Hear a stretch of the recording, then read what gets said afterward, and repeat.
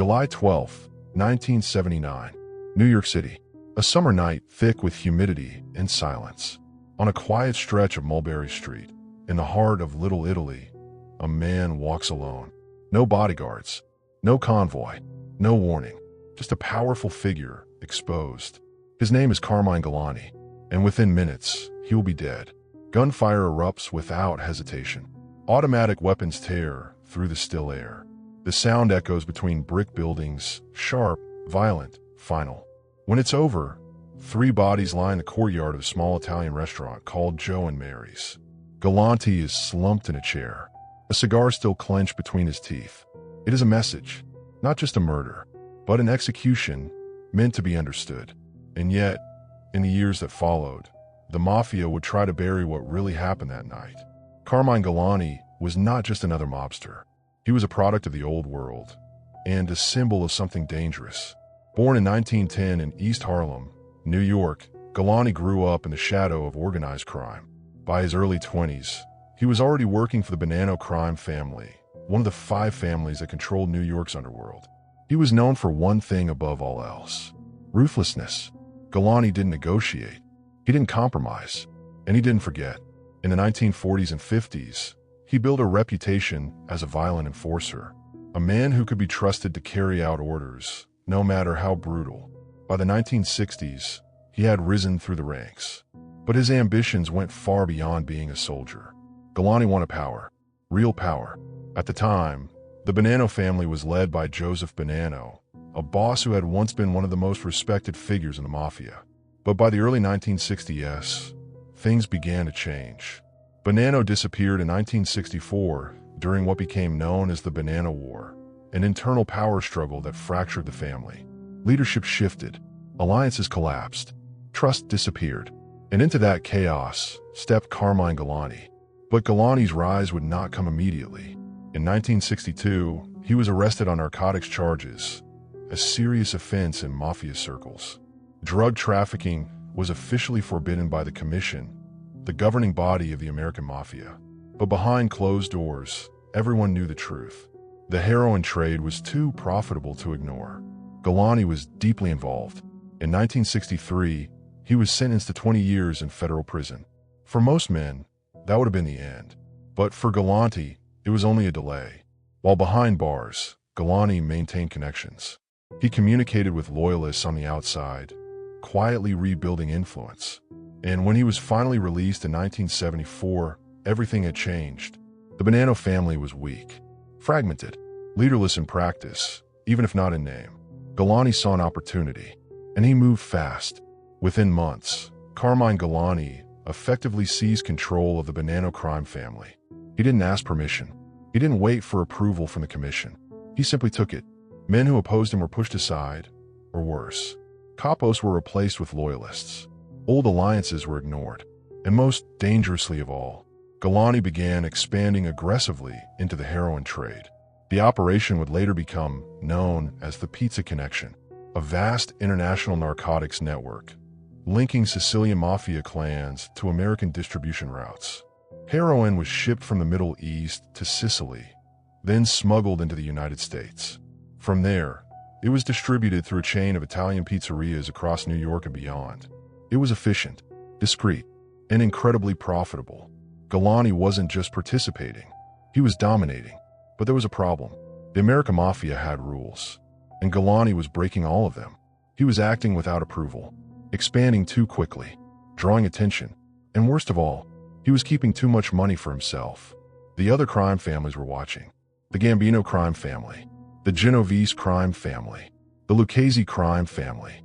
They had seen men like Galani before, men who forgot the rules, men who believed they were untouchable. Those men never lasted long. At the center of the storm was Paul Castellano, a powerful figure who understood one thing clearly.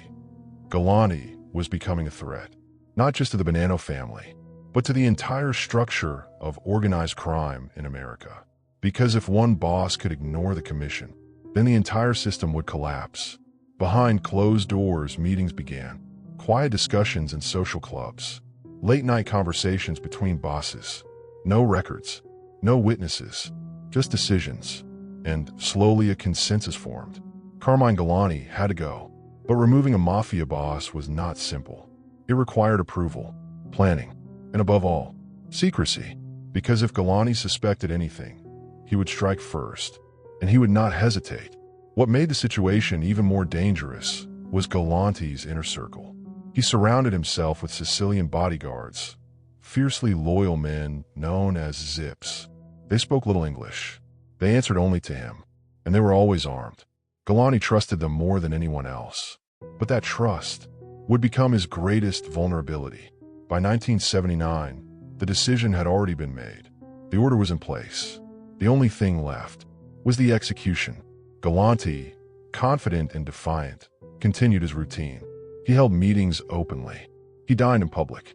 He refused to hide. Some said he believed his reputation would protect him. Others believed something darker, that he knew and didn't care. Joe and Mary's restaurant, a small Italian spot in Brooklyn, used frequently by Banana members. It was quiet, private, familiar, the perfect place for a meeting, or the perfect place for an ambush. On the evening of July 12th, Galani arrived as usual. He sat in the courtyard, surrounded by trusted men. Among them were his Sicilian bodyguards, men he believed would die for him. And perhaps they did, but not in the way he expected. What happened next would become one of the most infamous hits in Mafia history. A killing so precise, so calculated, that it sent a message across every crime family in America. And yet, in the years that followed, the truth of that night would become blurred. Witnesses would disappear, stories would change, and the Mafia would do everything it could to make sure the real story was never fully told. Because Carmine Galani wasn't just killed, he was erased, and the men responsible were never supposed to be known. Spring 1979, New York City. The war is quiet, but it has already begun. Inside dimly lit social clubs across Brooklyn and Manhattan, powerful men sit in silence. Coffee cups untouched, ashtrays full. No one speaks openly, but everyone understands. Carmine Galani has crossed a line. At the center of the decision-making process is the Commission, the hidden governing body of the American Mafia, a council designed to prevent chaos, to keep balance between the five families, and most importantly, to eliminate threats before they grow too large. Galani had become exactly that. He had ignored protocol, expanded the heroin trade without approval, and most dangerously, he had begun operating as if he were above the commission itself. That was something the Mafia could never allow. Names circulate quietly in these meetings. Paul Castellano, Anthony Salerno, senior figures from the Lucchese crime family. They don't argue loudly. They don't threaten. They calculate. There is no formal vote. There never is. Just a shared understanding. Galani must be removed. But the situation is complicated, because technically, Carmine Galani is the acting boss of the Banana family. Killing a boss without internal approval could trigger a war, and no one wants another war. The Mafia had already survived too many. So the solution must come from within. The hit must be sanctioned from inside the Banana family itself. And that's where the real betrayal begins. At the time, the imprisoned former boss, Joseph Bonanno, still held influence. Though officially retired, his words still carried weight. According to later testimony and intelligence reports, a message was passed, indirect, unspoken, but clear. Galani had gone too far, and the family needed stability. The signal was enough, because within the Bonanno hierarchy, there were already men waiting. Men who had watched Galani take power, men who had been sidelined, replaced, humiliated, and now they saw their opportunity. Among them was Philip Rostelli, a man who had once been recognized as the official boss before being imprisoned. While Rostelli sat behind bars, Galani had taken over, ignored his authority, and reshaped the family. Now, with the commission's quiet approval, Rostelli's loyalists were ready to act. But there was still one problem. Galani was heavily protected. His Sicilian bodyguard were always close, armed, alert, unpredictable. Any direct attack would be risky, possibly suicidal. So the plan required something more dangerous than violence. It required trust. The setup began weeks in advance. Meetings were arranged, messages were passed, and slowly, the environment around Galani began to change. Subtly, almost invisibly, On the surface, everything appeared normal. Galante continued his routine, still confident, still untouchable, still convinced that no one would dare challenge him. But behind the scenes, the trap was being built. The location was chosen carefully. Joe and Mary's restaurant, a familiar place, a safe place, a place where Galante felt comfortable. The date was selected, July 12th, 1979, a warm evening, quiet streets, minimal attention. The shooters were prepared, young, disciplined, anonymous, men who could disappear after the job was done, men who understood one thing. This was not just a hit. This was a message. Among those later suspected to be involved was Dominic Napolitano, a Bonanno captain whose role would later become a subject of intense investigation, and others, names whispered, never confirmed, protected by silence. But the most critical part of the plan was what would happen before the shooting. Galante's bodyguards, the men he trusted more than anyone else, had to be neutralized, not killed, not attacked, but removed just long enough. And on that night, that's exactly what happened. July 12th, 1979, Brooklyn. The restaurant courtyard is calm. Galante sits at the table, a cigar in his mouth, a plate of food in front of him. Around him, his men, relaxed, unaware. Then something subtle changes. Two of his Sicilian bodyguards step away. Accounts differ on why. Some say they were called inside. Others say they simply drifted away. But what matters is this. For a brief moment, Carmine Galante is exposed, and someone notices. Across the courtyard, figures begin to move. Calm, purposeful, unhurried. They don't run. They don't hide. They walk straight toward the table. No words are exchanged. No warning is given. The first shots come without hesitation. Automatic gunfire explodes through the courtyard. The sound is deafening, relentless. Galante doesn't stand. He doesn't reach for a weapon. He doesn't have time. Bullets tear through the table, through the air, through the men sitting beside him. Within seconds, it's over. Carmine Galante is dead, shot multiple times. His body slumped back in the chair, the cigar still in his mouth. An image so surreal, it would become one of the most iconic crime scene photographs in Mafia history. Beside him, two of his closest associates lie dead. Leonardo Coppola, Giuseppe Tirano, both killed instantly, both part of the inner circle. The shooters leave as quickly as they arrived. No panic, no chase, just disappearance. And then, silence returns. Moments later, the bodyguards reappear. Too late, far too late. When police arrive, the scene is already frozen in time. Tables overturned, blood on the pavement, and Galante, still seated.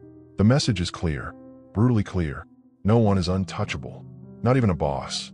But the real message is not for the public. It is for the Mafia. Control has been restored. The rules have been enforced, and the system remains intact. Within days, the narrative begins to shift. Witnesses are reluctant. Statements are inconsistent. Leads disappear. Because this was not just a murder. It was a coordinated operation, approved at the highest levels, and no one involved was supposed to talk. But the FBI was already watching, already listening, already building a case. And what they would uncover would reveal something far more dangerous. Not just who killed Carmine Galante, but how the Mafia tried to erase the truth. July 13th, 1979. Brooklyn wakes up to the news. A Mafia boss has been executed in public. And yet something feels off. No arrests, no suspects, no immediate answers, just silence. At the crime scene, detectives move carefully through the courtyard of Joe and Mary's restaurant. Shell casings are collected. Photographs are taken. And at the center of it all, Carmine Galante, still in the chair, still holding the cigar. For law enforcement, this was more than a murder. It was a statement. And statements like this always came from the top. The investigation quickly falls into the hands of federal authorities. The Federal Bureau of Investigation had been tracking Mafia operations for years. Wiretaps, surveillance, informants. They knew Galante was deeply involved in narcotics. They knew he had enemies. What they didn't have was proof. Within days, agents began reconstructing the timeline. Who was present? Who left early? Who avoided questioning? And one detail stands out. Galante's bodyguards, the men who were supposed to protect him, were not there when the shooting started. That wasn't coincidence. That was design. Investigators begin to suspect that the hit was an inside job, not just approved by the Mafia, but executed with internal cooperation. Attention turns to the Bonanno family, specifically the faction loyal to Philip Rostelli. Rostelli himself is still in prison, but his influence is growing again. And now, with Galani gone, the path is clear. Within months, Rostelli is recognized as the official boss of the Bonanno crime family. Orders restored, at least on the surface. But the FBI isn't convinced, because something about this case doesn't fit. Too clean, too coordinated, too quiet. Normally, after a hit of this magnitude, someone talks. An associate slips. A witness cracks. A rumor leaks. But not this time. The people who knew stayed silent. And that silence was not accidental. Over the next several years, the FBI intensifies its efforts. They focus on the growing heroin trade, the so-called pizza connection, a network they believe Galani helped build, but others continued to run after his death. The investigation stretches across continents, from New York to Sicily, from small pizzerias to international smuggling routes. Eventually, it leads to one of the largest organized crime cases in U.S. history. The Pizza Connection trial. Dozens of defendants, years of surveillance, thousands of hours of evidence. And slowly, the structure of the operation begins to emerge. Sicilian mafia clans, American crime families, a coordinated system of drug trafficking hidden behind legitimate businesses. But even as prosecutors build their case, one thing remains missing: direct accountability. For the murder of Carmine Galani, names continue to circulate. Suspects are identified.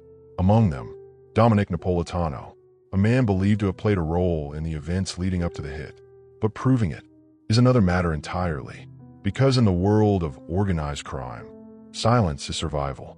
Years pass, witnesses disappear, memories fade, and the case begins to drift into the background. Then, in the early 1980s, something changes. The FBI begins to turn insiders, men who once swore loyalty to the Mafia, now willing to talk. One of the most important is Joseph Massino. Massino would eventually become boss of the Bonanno family, and later, one of the highest-ranking Mafia figures ever to cooperate with the government. Through testimony and intelligence gathered over time, a clearer picture begins to form. The hit on Carmine Galani was not random. It was not rogue. It was sanctioned, approved by the commission, supported by rival families, and carried out with help from within his own organization. The bodyguards who stepped away, the timing of the attack, the lack of retaliation, all of it points to one conclusion: Galani wasn't betrayed by one man. He was abandoned by the entire system, and that system worked exactly as intended. Remove the threat, restore order, protect the structure. By the mid-1980s, the Bonanno family is once again stable. Rostelli leads until his death in 1991. Massino rises to power, and the cycle continues. But the Galani murder remains officially unsolved. No one is ever convicted for pulling the trigger. No definitive courtroom verdict. No final confession that ties everything together. Just fragments, testimony, and the quiet understanding of how things really work. For the Mafia, that was enough, because the goal was never justice. It was control, and control had been restored the moment Galani fell from that chair. Today, the photograph of his body still exists. A man in a white shirt, a cigar in his mouth, eyes open but empty. It is often described as one of the most haunting images in organized crime history. But it is more than that. It is a warning, a reminder of the rules. In the Mafia, power is never permanent. Loyalty is never guaranteed. And the truth is never meant to be fully known. Carmine Galani tried to change the system, to take more than his share, to operate above the rules. And for that, he was not just killed, he was erased, not from memory, but from accountability, because the crime that ended his life was never meant to be solved. It was meant to disappear, because the crime that ended his life was never meant to be solved. It was meant to disappear. But even decades later, the echoes of that night have never truly faded. Retired agents would later admit, off the record, that they knew who was responsible. They understood the structure. They saw the pattern. But without witnesses, without cooperation, without someone willing to break the code, there was nothing they could prove.